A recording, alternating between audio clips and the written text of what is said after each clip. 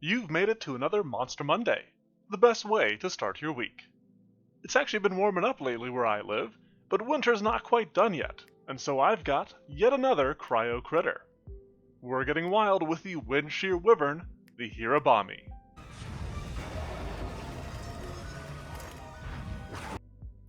Before we begin, we're now on Patreon.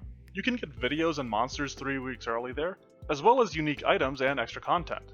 Even a little bit helps us go a long way. Continuing my exploration of Monster Hunter Wilds, the Hirabami is an inhabitant of the Ice Shard Cliffs. This region is home to plenty of strangeness, but it's the chill and billowing winds in which the Hirabami feels most at home. They float and flow on these zephyrs thanks to the membranes extending from their necks, but the way it's presented within the game itself, it might as well be flight. They typically occur in packs of 3, and they kind of resemble a weird mix of centipede and lizard with the addition of their membranes. The pack nature of these creatures did influence the use of a lower level, so after getting all the way up to level 14 with the Raid Dao, we are taking a precipitous plummet to level 7 for our Hirabami. Furthermore, it only has the animal trait. I refrained from using any elemental trait, as while the Hirabami harnesses and uses the cold, it isn't as part of it as creatures that would have this trait should have.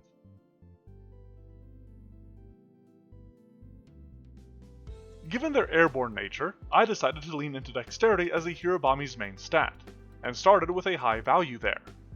This will also be its main attack stat, which is another reason that I went for this number.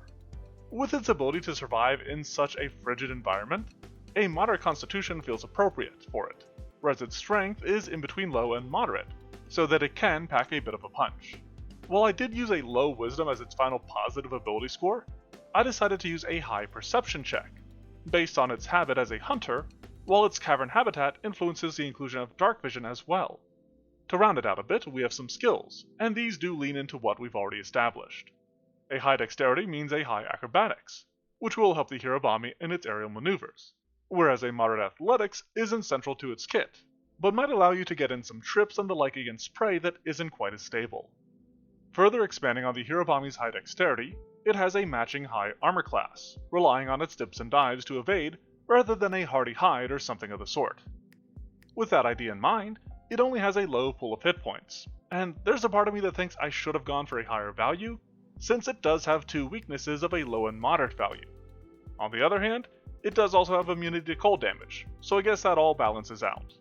I did design it with an extreme armor class for its components, which have a variety of benefits, but the only defense stuff left for now are its saving throws. That high reflex matches its high dexterity, and its other saves follow suit. That means we are running with a moderate fortitude and a low will. These are pack creatures, likely easily frightened by domineering foes, but resistant to the cold and chill of their home turf. Onto the offenses of this ornery omen, the Hirabami mainly seems to rely on its jaws and pincer-equipped tail, so I featured those as its melee strikes. The serpentine nature of this Leviathan grants it reach on both of these strikes, with its tail being a little longer, while its agility means that both of them also have the finesse trait. These similarities extend to its attack rolls, both of these being a high attack bonus. But after that, we do start seeing some differences. The pincer on its tail affords it the versatile piercing trait, while the swinging nature of its attacks provides it with the sweep trait. With those and its greater reach taken into account, I ended up having to settle on a low damage value for this strike. Its jaws, though, have moderate damage on them. Maybe I could have fit in a higher damage value here, but the flight of the Hirabami, its ability to just float in the air, affords it some safety, so I didn't want to go and overload this creature.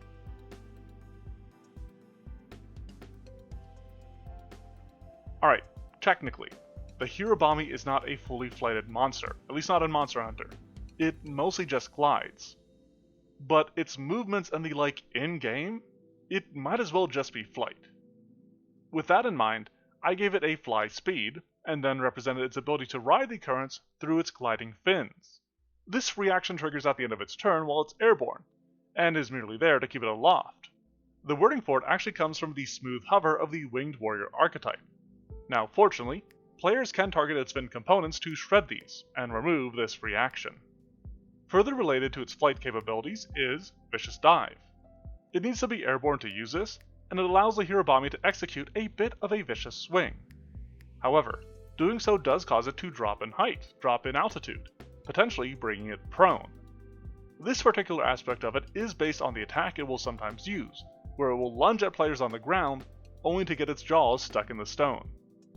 However, while there are some negatives to this, the 2 extra damage dice means that its jaws are getting close to extreme damage, and its tail is getting around high damage, giving it a way to deliver a devastating dive that drives dudes into dire straits. Keeping with some of its more mundane means, the Hirabami also employs quite a few of whirling attacks and maneuvers.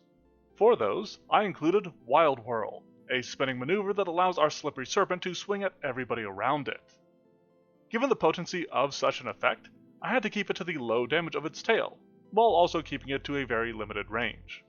This does also require all 3 of the Hirabami's actions, so it might not get to use it more than once after the heroes realize that they shouldn't crowd around it.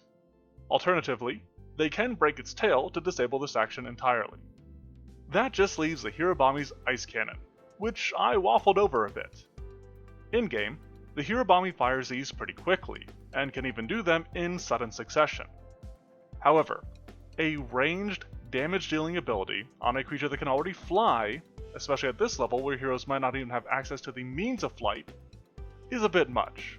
As such, this can only be used every 1d4 rounds, and if the heroes bust up its Frost Axe component, they can turn that into a 1d8 cooldown instead. Other than that, I decided to scale its damage off of a strike rather than an area effect, since I do have it only going after a single target with this. That target does get a high DC reflex save to avoid being immobilized, but even if it is, it's only a moderate DC to escape. The mobility of the Hirabami, mostly in the fact that it can fly, means that I don't want this ability to be too overpowering, which is why this DC, and the DC for the initial save after breaking the component, is only moderate.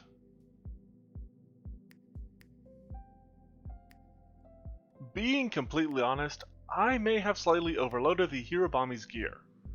Inspired by the membrane it flies upon, I decided to design a cape rather than an armor or weapon. The safe fall and cold resistance felt like automatic inclusions to me, but maybe I should have dropped the latter of these 2 effects. Because in addition to those, it has a mobility effect that also deals cold damage on a fort save against a standard DC for an item of this level. This is another one of those instances where I sought less to represent its actual arsenal, and more demonstrate the aspects of the creature itself, which I do find pretty fun.